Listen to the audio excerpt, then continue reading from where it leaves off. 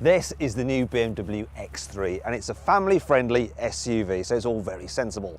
However, BMWs have a reputation for being fun to drive, and that's why old tatty versions are often driven by hooligans, and that has given the brand a bit of a bad reputation. However, it also has a reputation for producing posh feeling cars, and this is no exception. And that's the reason why this new X3 starts from £39,000. However, through CarWow, you can get it from just under £38,000. So if you click on the pop-out banner or on the link below the video, you can see how much you can save on a new car at CarWow. Inside, this X3 is a very nice car to sit in. However, for me, I think the design of the XC60 is just a little bit posher. What I can't fault though is the quality of the materials, which I do think are slightly better than in the Volvo. So everything you touch feels expensive, all around the cabin, the steering wheel, even here the materials are soft, and even on the front of the glove box. I mean, you have to reach all the way down to the door bins to find scratchy materials, and then there's a solid feeling to it. So look, this centre console, I could I can hit it as hard as I want and it will not budge. This thing feels absolutely solid. Then there's nice touches as well, such as satiny feeling switches and dials, and they're all logically laid out. I like these features as well. You open the door, you've got a little X there to remind you that you're in an X car. Yeah, it's all very nice.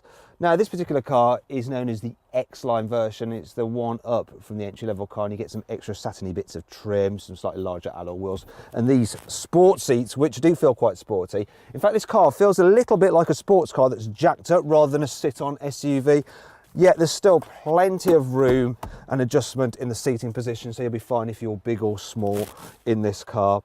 Now, this particular car, the X-Line, it starts from £41,000, but I plugged the details into CarWow and I got an offer back for £39,500, which is pretty good.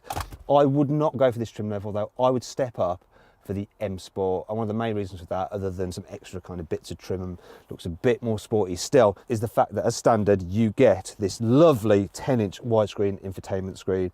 Now, it's lovely. All models do get satellite navigation as standard, but this upgraded system is just even better. It's easy to use. You can swipe and use it as a touchscreen if you want, or my preferred method of input, using the swivel wheel. BMW's iDrive is brilliant. I just find it much easier to use. Now, if you click on the pop-out banner or on the link below the video, you can see my in-depth review of the infotainment system. Now, cubby space in here are very good. It's a practical car, this X3, so look, huge door bins, it's a massive bottle you can fit in there. Under here, there is room for a bottle. We have some more storage under here, so you've got wireless charging on this particular car for your mobile phone. Doesn't work with my OnePlus 5 though, because my phone doesn't have it, but the cup holders are big and they're quite deep, so you can even hold a flask in there. The only thing I don't really like is this, the silly big phallic gear selector. I don't know why they do that. Anyway, let's move on to the back seat. So once again, here in the rear, it's all very roomy. Yeah, nice, decent knee room. There's good headroom. I can, in this particular car, look, recline the seats if I want to. Now, you can't get it with seats that slide forwards and backwards like you can in an Audi Q5, but it's not too bad. In terms of carrying three at once, well, there is this hump in the floor, but it's not too high, and the middle seat isn't too much of a perch, so you could carry three abreast in the back if you need to. Some other things to point out, look at this, we've got this armrest here. You open it out, you've got your classic BMW cup holders there. Come on, shut. We also have this handy through loading, so you can carry skis, longer items, and two passengers either side. Pop that back. Another thing is the door bins. They're huge here in the back.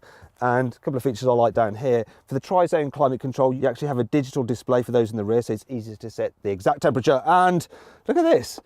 Rather than having USB ports, you've just got a normal 12-volt socket, but BMW gives you one of those little chargers there with the USB. And it's got a BMW logo on it, so I think I'll just keep that for myself. Anyway, let's move on to the boot. In terms of the capacity, it's exactly the same volume as an Audi Q5s, which means it's bigger than a Volvo XC60s, and all models get an electric tailgate as standard. Also, I'm just going to move this out of the way. You've got no load lip, so you can slide things in and out dead easy. Here's another feature I like. If I press this button here, I can remove the parcel shelf, lift this up. This is on gas struts to hold it up. You've got some storage under there, but I can slide this load cover neatly in here, so it's always out the way when you're not using it. Another feature I like is this, look. I want to fold down the rear seats. I can do it from here. And they fold down under their own steam. And then you've got a nice big flat load area, dead easy to slide items all the way to the front of the car there. There's also some extra storage just here. You've got some tethering points here, slidable ones as well. So you can have your netting or your tethering exactly where you want it. And there's also a 12-volt socket back there, which you could use to attach an electric vacuum cleaner to hoover out the boot if you made it all dirty. Now, if you want more information on this car's practicality, click on the pop-out banner or on the link below the video to see my in-depth video on that. Now then, it's time for the Car Wow 5 annoying things about this car. These part digital dials may be standard, which is good, but what's not so good is that the way they've done them with bits of plastic involved in it, why don't they just have it full, widescreen, high definition digital display like you get with Audi's virtual cockpit? It just looks so much better. Unlike in some other SUVs, the doors don't extend all the way over the sill, so if you've been driving on a dirty road and you get out, you're going to end up rubbing your legs on those sills and you'll get muck on the back of your trousers, which is really annoying. Wardrobe, come on. Right now, shoe. More people have Android phones than have Apple phones, so why is it that BMW only does Apple CarPlay with this car and not Android Auto? Oh, look at these sporty air vents, clearly designed to let air flow from over the wheel and down the side of the car. But are they real or are they not? I'm going to use the Car Wow stick of truth to find out. The stick of truth says no, they are fake. Now, I can't remember the last time I reviewed a car that didn't have height adjustment on the seatbelt, but this premium, expensive car doesn't seem to have it. Why? Thankfully, this car has plenty of cool features to help make up for all this. Here's 5. The optional surround view cameras on this car are brilliant. Look at this, I can look all the way around it, like this. And then there's this function if I reverse, which I really like. So I'll put it into auto mode. Gonna reverse the car up. Seems quite normal, but as I get closer to the obstacle, I not only get these warning blocks, it then changes to a bird's eye view so you can get super, super close. And it'll even auto brake you so you don't hit the obstacle. Wow. This car has an active grille. As you can see, the grille just shut then. Now it does that when you're going along the motorway at speed, but if you're stuck in traffic and the engine needs some extra cooling, those grilles will open again to let air in and cool the engine. You can get the car with an air purification system which involves perfume, which is ideal if you've got a stinky passenger. He farted! He actually farted! He's such a farty dog. This new X3 is about 55 kilos lighter than the old X3, which is about the same weight as our lovely producer Sam. And they've managed this by using lots of aluminium in the construction, which is actually recycled. You can get the car with cabin preheating, which you operate from the digital key, perfect for freezing cold days like today. So, now we've looked round the car, let's see what it's like to drive.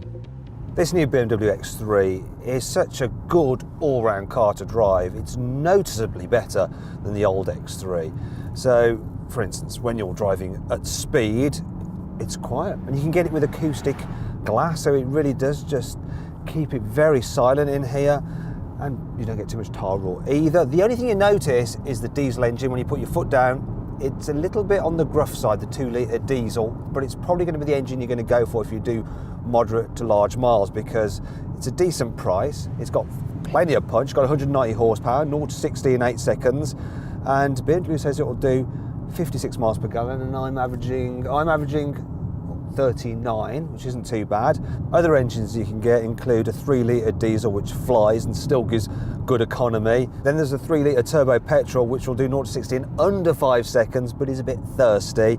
And really, if you're not doing many miles, the petrol to go for would be just the 2-litre turbo petrol, which is pretty punchy and gives okay economy. Regardless of which engine you go for though, you get a brilliant 8-speed automatic gearbox, and it responds instantly when you want it to. And when you're just cruising around, it blends those gears together seamlessly. Now, all models get all-wheel drive, but it's rear drive bias, and that makes this car feel quite sporty to drive. Now, it's not the be-all and end-all in a car such as this. Comfort's king, but it does just give this BMW an edge. So when you go down a twisty road, you can throw it around like it's a saloon car. You know, it does seem to hold the road a bit better than other SUVs.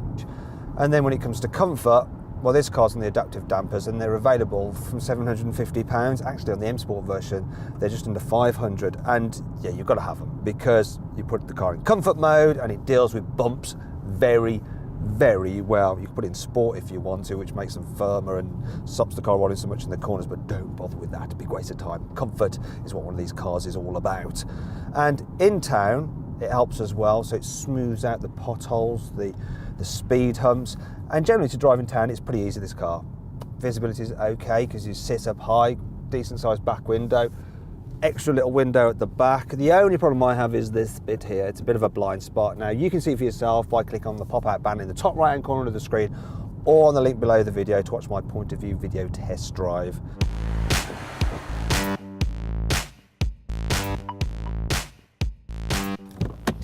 Now, if you click on the pop-out banner in the top right-hand corner of the screen or on the link below the video, you can go to carwow.co.uk to see how much you can save on a BMW X3 or any car for that matter. So then, what's my verdict on this car? Should you avoid it? Should you consider it? Should you shortlist it? Or should you just go right ahead and buy it?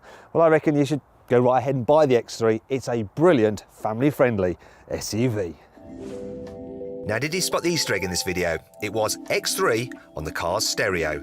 If you enjoyed this video, please like it and share it. Click on our logo to subscribe, on the video window for more content, or on the click to choose and buy box to see how much you can save on a new car at CarWow.